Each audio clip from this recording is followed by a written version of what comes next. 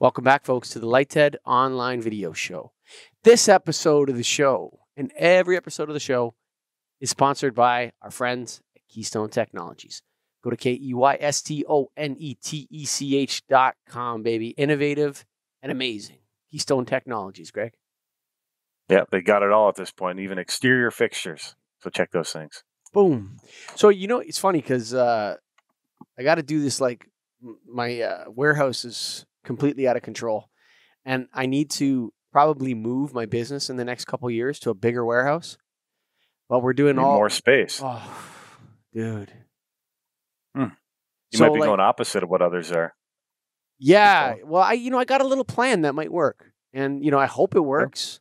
I mean, I'm an entrepreneur, so I'm cooking up my schemes, right? Scheming for the masses, whatever you want to call it. I want to win. And so, but I'm going through my warehouse, man. And because whenever the warehouse is set, then people use it. So I've renovated it probably 5 times in the last 15 years to accommodate the lamp recycling. Now I need to renovate it to accommodate more light bulbs. Keep it in stock, more stock. Yeah, stock. I got lots of stock. Yeah. And but you know what I find? I have so many different LED tubes back there. You got a variety. Different generations. Yeah. Wattage, color, plastic, glass. Safety coated, 15 watt, 13 watt, 12.5 watt, 11 watt. Ballast compatible bypass ballast, double-ended bypass. It's type D, type C. And it's like 50 of these.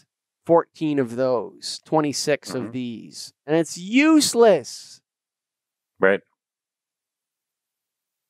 That's a tough thing. LED tubes. Yeah, I had the same. We had the same situation. I've cleaned it up since, but when it first came out hot in 2014, 15, you're buying a little bit of everything from everybody, and then you just kind of say, all right. Last couple of years, I've said this is what we're getting. This is what we're stocking. We can still do jobs, sure, but not stocking all this other crap. Oh, it's such a nightmare, man. I'm telling you. And you know what the problem is? Like, it's some of it, like it's $11 you paid for that tube. It's like, oh, God. Yeah. You got to sell it for a loss now to get it out the door. I'll give it to anybody free. Come and get it. Like, I want to chuck it, but it's like, I'm trying to organize it. And then you look at a project, it's like, can you give somebody 2 different LED tubes on the same project? You might be able to. Yeah. I think if Calvin is there.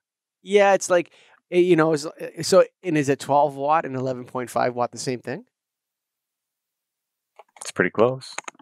Depends on when it was made, what the lumens are, all that stuff. Can I push it to 13 watt?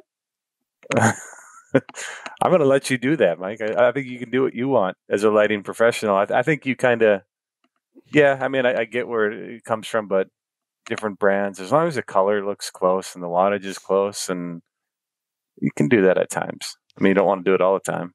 I think you want to keep it to offices where people are going into different offices. And as long as that office has the same tube in it, it's not going to be a problem. But if you did like high bay fixtures with different 50K tubes in them, you might see that people are like, what's going on with that one? That one looks like, and that tube actually looks different. It's like a half tube and the other one's a full tube. Like, what's up with that? Yeah, exactly.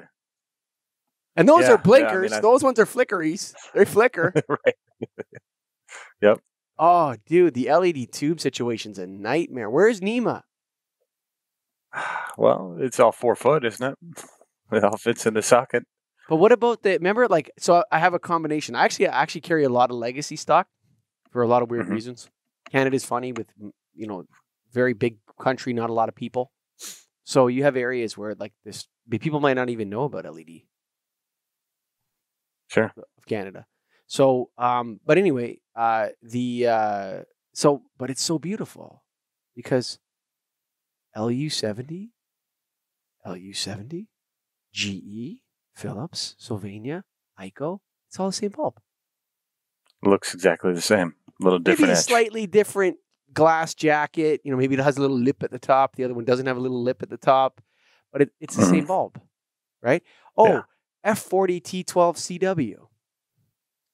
That's the same bulb. Mm-hmm. Oh, this is the energy saver, 34 watt. Okay, put the energy savers over there. Those are the energy saver, 34 watt. Okay, now we're going to go, the 40 watts are going to be over here. The Supreme Altos. The Supremes. Right? Ooh, yep. They're going to go over here. We're going to sell those for $3 and those for $1.50. What? But Right. at least there's like some sense of, yeah, man, this bulb is this color. It puts out this much light and it fits in this socket and they all work with that ballast.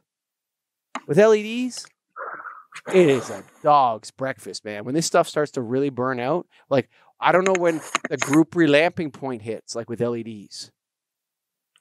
What are you going to do? I don't know if it does. I like dog's breakfast. I've talked to you in the last 15 years so many times, 10 years, whatever it's been. I've never heard dog's breakfast before, but I like that. That's what it is. Dog's breakfast.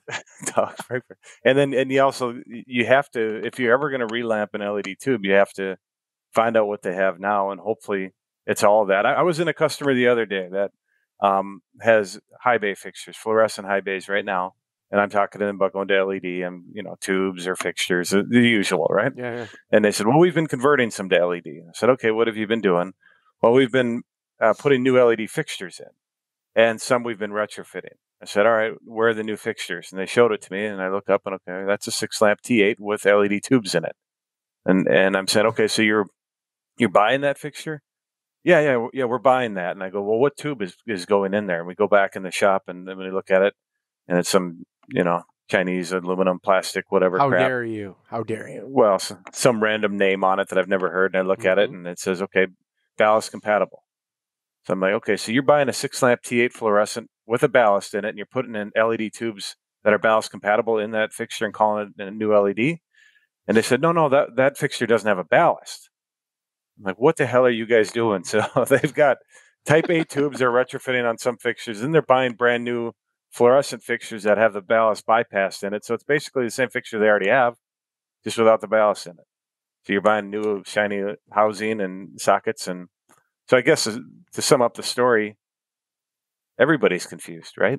I mean, like, if the person selling it is not educating them, the end users definitely has no clue what the hell's going on. So now they've got Type A, Type B. They might go to LED fixtures that I'm talking to them about. So now they're going to have 3 different nasties in there. And think about the maintenance nightmare there. Talking like 400 fixtures too. So nice sized job, but I mean, come on. So there's hope for us. What are you guys doing? There is hope.